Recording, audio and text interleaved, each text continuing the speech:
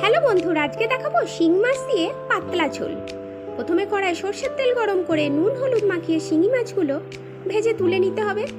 তারপর ওই তেলেই দিতে হবে আলু, সামান্য নুন দিয়ে নাড়াচাড়া করে ঢাকনা দিয়ে ভেজে তুলে নিতে হবে। তারপর দিতে হবে ওই তেলেই কাঁচকলা, ঝিঙে, বেগুন সামান্য নুন দিয়ে সেটাও ভালো করে ভেজে তুলে নিতে হবে। তারপর ওই তেলেই দিতে হবে শুকনো লঙ্কা আর 5 ফোড়ন। দেওয়ার পর দিতে হবে আদা বাটা, ধনে, জিরে, মৌরি, হলুদ গুঁড়ো আর লঙ্কা গুঁড়ো।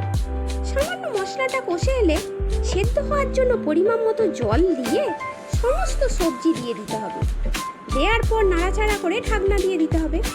সেদ্ধ হয়ে গেলে ঢাকনা খুলে উপর থেকে শিঙি মাছগুলো দিয়ে একটু ফুটতে দিতে হবে। ফুটে এলেই নামিয়ে গরম ভাতের সাথে খেয়ে দেখবে।